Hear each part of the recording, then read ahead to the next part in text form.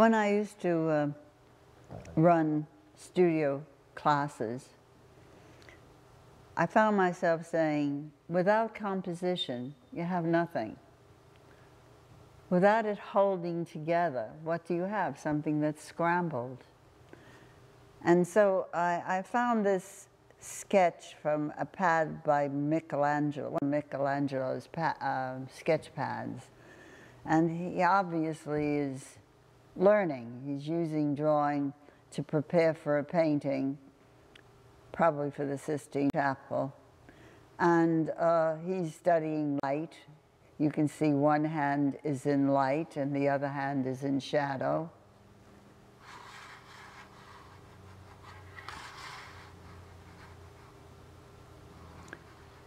Then he's studying the thumb. He probably got to a part of the hand that he felt he didn't have, and he studies another digit. And then he does the whole hand. Then he does a larger face. He's studying the anatomy. But if you notice, even when he is doing this for his own purpose, for learning, if you look at the page, it is composed beautifully. He instinctively has various sizes. He has smearing for the light, but he also brings some of the shadow smears into this section and into the background here, so that the piece just is unified. And this is not for sale. This is for just learning.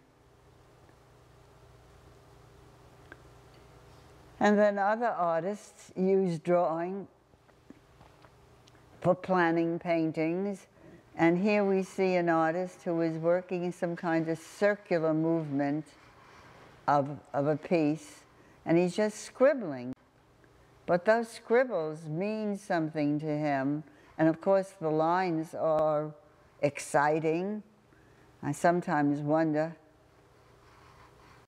if Rembrandt had bearings on his wrist, because of the way he swings that pen around. But this is by Rembrandt in preparation for one of his paintings. This is, again, a plan. Look at how he's saying, I'm going to have this work together. I'm going to pull this together. This is Picasso planning Guernica, I'm sure, because this reminds me of the bulb, the bare bulb.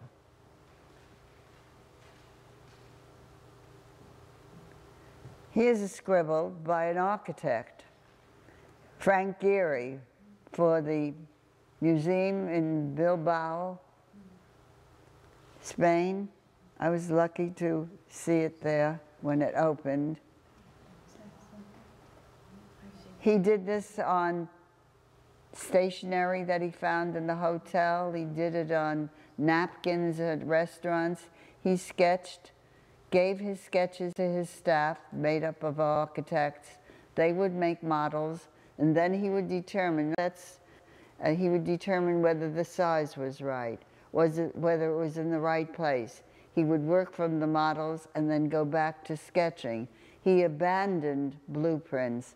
He could hardly do blueprints when his building for that first sketch is the museum.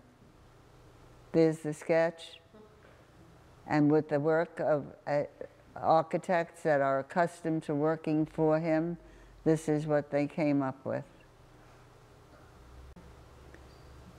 I've talked a lot about lines, but here's a drawing without one line.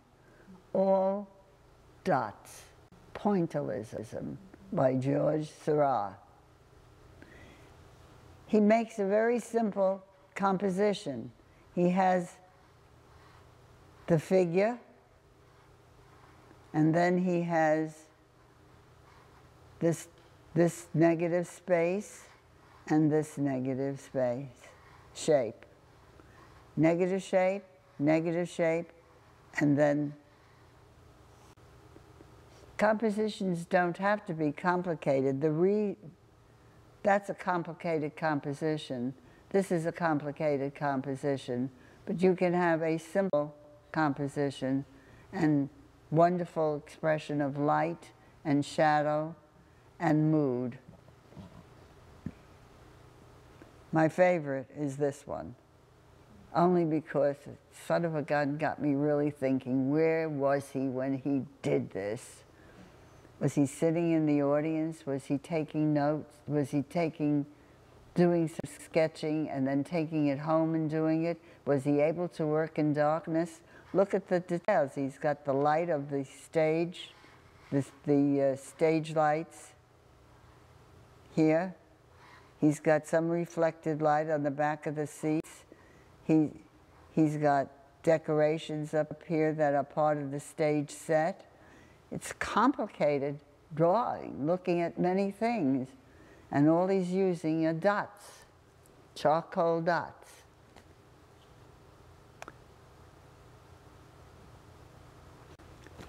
And how do artists work with drawings? Many artists, including Pablo Picasso, use drawing as a means to prepare for paintings.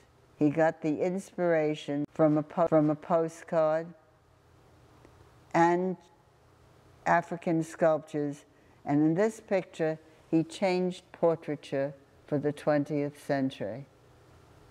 Notice how few colors he uses in this painting. How many colors do you see? You see the flesh tones, you see orange, you see blue, you see white. Notice that each edge of this format is different. This has blue and flesh tones, white. This has abstract fruit and on a table and feet. This has what used to be drapery, and he made it geometric, forecasting cubism. And that's it for today.